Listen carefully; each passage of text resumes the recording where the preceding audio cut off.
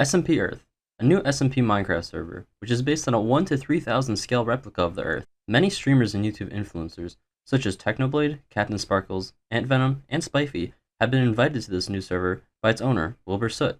These players have created their own nations, some old, some new, on this scale replica of Earth.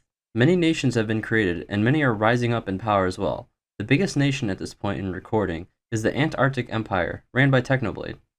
Also in this empire is VoiceOver Pete and Philza. The Antarctic Empire is at the front end of solving the mysterious structures and landmasses on this planet.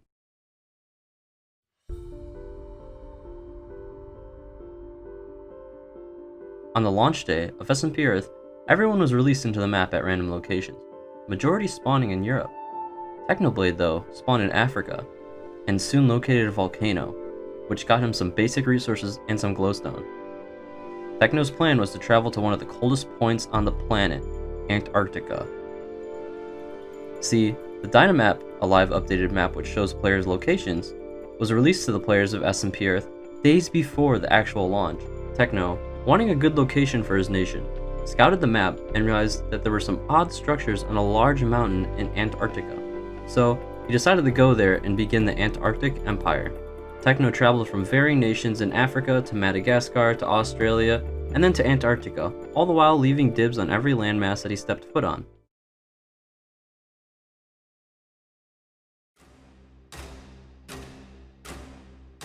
He then arrived at this mountain and realized his suspicions were correct. There were some weird structures around the enormous mountain. He did not investigate much until he invited Philza, who was the second member of the Antarctic Empire. After some dogfighting with a very weak Spifey and killing J-Mac, Techno and Philza ventured beneath the mountain to discover an ancient civilization's ruins. In these ruins, they found many things, such as golden blocks and free housing. After wandering around a bit, VoiceOver Pete joined the nation from the chat's request, which came in very important later on. After establishing a base camp in one of the most spacious rooms in the ruins, Technoblade, believing that he had not yet explored the entire ruins, ventured out and soon discovered something astonishing. Technoblade had discovered a portal, deep in slumber, that would bring them to the moon.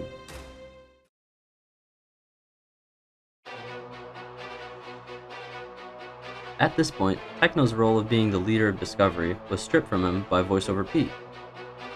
After conjecture between the members of the Antarctic Empire, they saw a weird shape to the west of their base. The shape looked like two pyramids within each other, and they were facing different directions. Pete, being the only one available at the time due to tasks, decided he would travel by plane to the shape.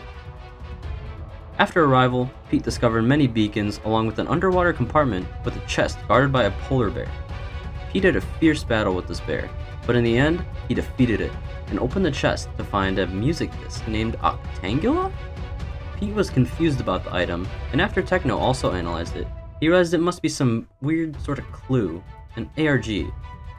The two of them put the disc into a jukebox to play a very weird message on the same level as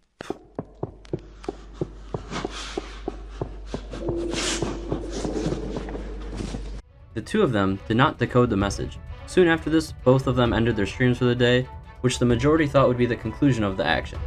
But it was not even close to ending. Fans soon discovered that the disc was in fact Morse code that led to the coordinates 8139 by 2029. During Pete's next stream, his chat brought this up to him, and he went on a journey to these coordinates, and upon arrival, he found a buried chest with a book called Octangula and a totem of Undying called Visionare. He opened the book, and inside found what appeared to be a scrambled link.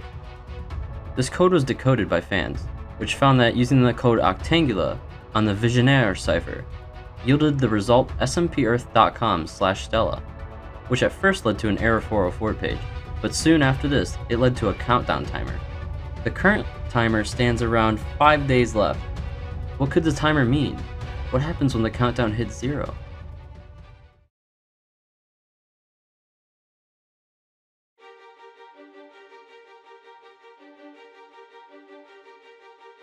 A strange symbol was discovered near the top of the map by fans, and soon the players of SMP Earth were on top of it.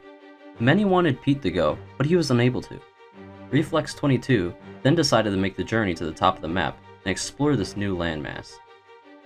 When Reflex arrived, he discovered a book in a chest with a music disc called Totally Chirp.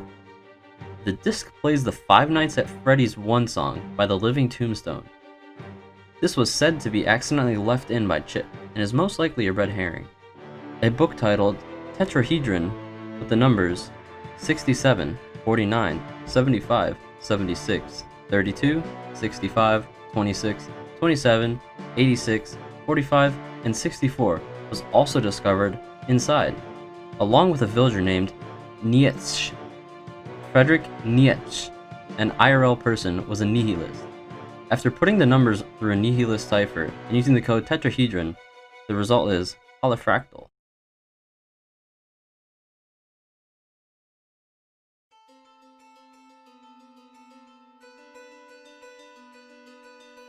The first idea I have is that some sort of event will occur when this countdown reaches 0.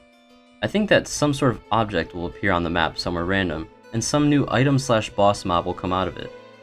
This boss mob could require multiple people to defeat it, and with the death of it, acquiring an object to be used at another event further down the line, such as an Eye of Ender or a key for something.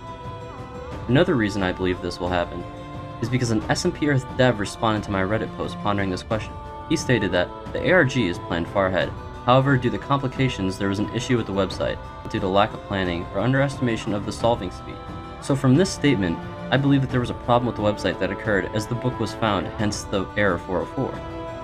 Also from this statement, we find out that the ARG is planned far ahead, which also makes the possibility of this event more likely. One contradicting piece of evidence though is that Josh, one of the developers, spoke to Pete through MC Signs, stating that they did not expect someone to find it so fast. Could this be the truth? As of recording this, the dev has deleted his post on my post, which is now making the not prepared theory more plausible. The theory the wiki has goes as stated. So far, our best guess about the story behind the ARG is that it has something to do with their world being a simulation. The theory of the fractal holographic universe aims to explain the fundamental mechanics of our universe. Holofractals are a series of shapes that begin with a tetrahedron, then an octangula, and ultimately reaches a cube-like shape. The structures we've seen that mimic these holofractals could be playing at the fact, as the world that they live in is made out of cubes. Furthermore, this holofractal theory suggests that we are all living in a program, as the universe is made up of something similar to pixels on a screen, which is exactly what SMP Earth is, a digital recreation of the world. This is honestly something that has gone way beyond what I could have thought of, and I find this theory to be the most likely. I mean, it all makes sense. No matter what though, from what I could tell, once this countdown reaches 0, all hell will break loose.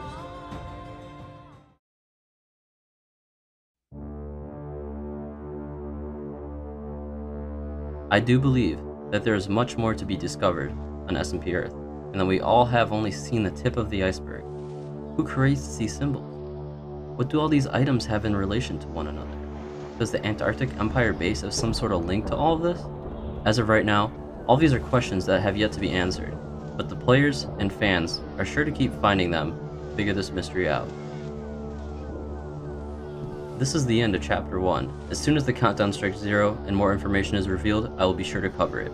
Thank you guys for watching.